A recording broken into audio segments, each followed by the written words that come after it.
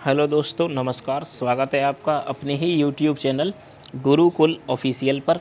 मेरा नाम है अनूप शंकर और मैं हाजिर हूँ आपके लिए एनसीईआरटी कक्षा 6 से 8 वस्तुनिष्ठ प्रश्नों की श्रृंखला जो सीरीज हम चला रहे हैं महेश वर्णवाल जी की पुस्तक से प्रश्न एक्सप्रेस में आपके लिए लेकर हाजिर हूँ। स्कोर बूस्टर सीरीज़ का आज पार्ट नंबर है 14। पार्ट नंबर 14 में शुरुआत करूँगा। जो कल मैंने आपको लास्ट वीडियो में बताया था कि तैमूर के 5वें वंशज जो थे उन्हें हम जानते हैं मुग़ल वंश के नाम से। तो मुग़ल वंश के मैं इस वीडियो में आपसे प्रश्न करूंगा। सबसे पहले मुग़ल वंश में मैंने बताया था बाबर आते हैं, तो बाबर से रिलेटेड क्वेश्चंस हम करने जा रहे हैं। बाबर, तो सबसे पहला प्रश्न आपकी स्क्रीन पर, बाबर के संदर्भ में कथनों पर विचार कीजिए। तो विचार करना है तो इसमें तीनों ही ऑप्शन सही हैं, 1, 2, 3। आइए पढ़ लेते हैं। बाबर सर्वप्रथम फरगना का शासक बना। बाबर ने 1504 ईस्वी में काबुल पर अधिकार कर लिया। वह तैमूर वंश से संबंधित था, यानी तीनों ही ऑप्शन सही हैं। Option number D is the correct answer. चलते हैं प्रश्न नंबर 2 पर। खानवा के युद्ध में बाबर द्वारा पराजित किए जाने वाला राजपूत कौन था? तो खानवा के युद्ध में बाबर के द्वारा जो पराजित किए गए थे उनका नाम था राणा सांगा। चलते हैं प्रश्न नंबर 3 पर। निम्नलिखित पर विचार कीजिए। बाबर के भारत में आने के फलस्वरूप कुछ कथन दिए गए हैं। आइए पहला कथन पढ़ते हैं। भारतीय उपमहाद्वीप में बारूद के उपयोग की शुरुआत हुई। उसके बाद दूसरा कथन दिया है, स्थापत्य कला में मेहराब और गुंबद बनाने आरंभ हुए। और तीसरा है, इस क्षेत्र में तैमूरिद राजवंश उदय हुआ। तो इसका जवाब जो होगा वो होगा ऑप्शन नंबर बी, केवल 3 यहाँ पर सही होगा, बाकी के विकल्प कथन गलत होंगे। चलते हैं अगले प्रश्न पर। इसमें हुमायूं और शेरशाह से रिलेटेड क्वेश्चन होंगे। हुमायूं के संदर्भ में कथनों पर विचार कीजिए। तो कथन दिए गए हैं 2। पहले मैं आपको बताऊंगा इसका जवाब, जो कि है ऑप्शन नंबर सी, 1 और 2 दोनों। 1 और 2 दोनों का ये कथन पढ़ लेते हैं। 1 और 2 दोनों में क्या क्या दिया गया है? 1 और 2 दोनों में दिया गया है हमें क्या क्या?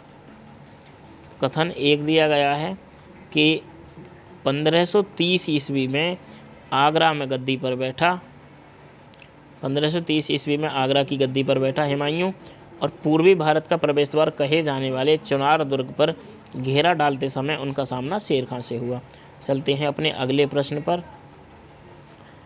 प्रश्न 5 है कि सूची 1 को सूची 2 से सुमेलित कीजिए। तो मैं आपको सीधा सुमेलित करके दिखा देता हूँ। इसमें सुमेलित दिया नहीं है, मैं आपको करके दिखाता हूँ। तो पहले पानीपत का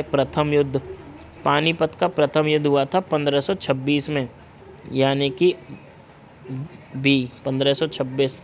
खानवा का युद्ध जो हुआ था 1527 में।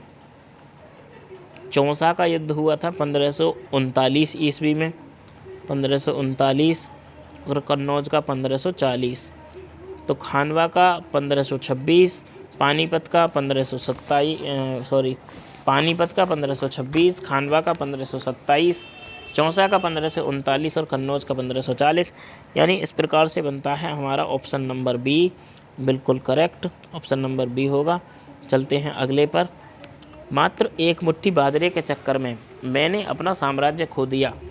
इस कथन को आप किस मध्यकालीन शासक से संबंध करेंगे? यानी ये किसने कहा था कि एक मुट्ठी बाजरे के चक्कर में मैंने शासन खो दिया? तो वो थे शेर शाह ने ऐसा कुछ कहा था। चलते हैं अगले पर। अगला प्रश्न है, निम्नलिखित में से किस स्मारक का निर्माण शेर शाह ने करवाया था? तो शेर शाह ने किस स्मारक का निर्माण करवाया था? वो था दिल्ली का किला-ए-मोहना मस्जिद। चलते हैं अगले प्रश्न पर। प्रश्न 8, कृषकों की सहायता के लिए किस मध्यकालीन भारतीय शासक ने पट्टा एवं कबूलियत की व्यवस्था प्रारंभ की थी? पट्टा एवं कबूलियत शेर शाह ने शुरू किया था। चलते हैं अगले प्रश्न पर। शेर शाह का मकबरा कहाँ स्थित है? तो शेर शाह का मकबरा स्थित है सासाराम, बिहार में जगह है ये सासाराम में शेर शाह का मकबरा स्थित है। चलते हैं अगले प्रश्न पर। इसमें अकबर से रिलेटेड कुछ क्वेश्चन होंगे। कलानौर में राज्य अभिषेक के समय अकबर की आयु कितनी थी? तो अकबर की आयु पूछी गई है इसमें। तो अकबर की आयु थी 13 वर्ष। और आप जानते होंगे कि 13 वर्ष की आयु बहुत कम होती है किसी भी राज्य को चलाने के लिए। तो इसीलिए इसके साथ एक संरक्षक बैरम खां रखा गया था जो इसके सारे कार्यों को देखता था, लेकिन अकबर की सलाह ज़रूर ली जाती थी। अकबर अपना धार्मिक विचार विमर्श करता था, तो अकबर कहाँ अपना धार्मिक विचार विमर्श करता था? इसका जवाब होगा ऑप्शन नंबर सी, इबादत खाना। चलते हैं अगले पर। सम्राट अकबर द्वारा निम्न में से किसको जरी कलम की उपाधि प्रदान की गई थी? जरी कलम की उपाधि किसे प्रदान की गई थी? मोहम्मद हुसैन को। चलते हैं अगले प्रश्न पर। आईने अकबरी पुस्तक के लेखक कौन हैं? आईने अकबरी के लेखक हैं अबुल फजल। अगला प्रश्न आपकी स्क्रीन पर यह प्रश्न नंबर 14। जब ईस्ट इंडिया कंपनी का गठन हुआ था उस समय भारत का मुगल बादशाह कौन था? तो ईस्ट इंडिया कंपनी के गठन के समय मुगल बादशाह था, वो था अकबर। चलते हैं अगले प्रश्न पर। निम्नलिखित में से किस मुगल सम्राट को हिंदी गीतों की रचना का श्रेय प्राप्त है? तो हिंदी गीतों की रचना का श्रेय जो प्राप्त है वो है अकबर को। चलते हैं अगले प्रश्न पर। अकबर ने दीन-ए इलाही किस वर्ष में प्रारंभ किया था? वो किया था 1582 में। विकल्प number D is the correct. चलते हैं अगले प्रश्न पर। भू राजस्व के क्षेत्र में शेरशाह एवं अकबर के मध्य निम्नलिखित में से कौन निरंतरता की कड़ी थी? तो निरंतरता की कड़ी थी टोडरमल। चलते हैं अगले प्रश्न पर। प्रश्न नंबर 18। महाभारत के फारसी अनुवाद का शीर्षक क्या है? तो महाभारत के फारसी अनुवाद का शीर्षक है रज़्मनामा। और ऐसे भी पूछा जा सकता है कि महाभारत का अन्य नाम क्या है, तो याद रखिएगा रज़्मनामा। फैजी ने किया था ये अनुवाद। प्रसिद्ध जैन आचार्य जिनको अकबर ने सम्मानित किया था कौन थे? तो वो थे Harivijay Suri. Option number B is correct. चलते हैं अगले प्रश्न पर। राजपूताना के निम्न राज्यों में से किस एक ने अकबर की संप्रभुता स्वयं स्वीकार नहीं की थी? तो राजपूताना के किस में से स्वीकार नहीं की थी?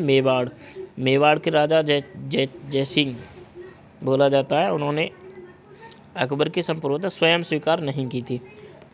अकबर द्वारा बनाई गई कौन सी इमारत का नक्शा बौद्ध विहार के अनुरूप है? तो बौद्ध विहार के जो अनुरूप है वो है Panchmahal. Option number A is correct. चलते हैं अगले प्रश्न पर। अकबर के दरबार में आने वाला प्रथम अंग्रेज व्यापारी कौन था?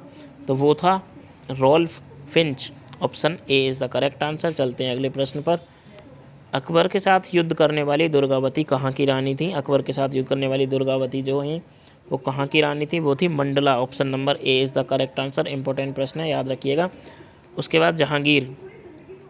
दो अस्पा एवं सिहिंग अस्पा प्रथा किसने प्रारंभ की? तो इसमें एक्सप्लेनेशन भी दिया हुआ है।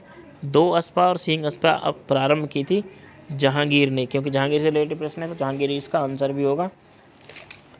नीचे एक्सप्लेनेशन दिया गया है।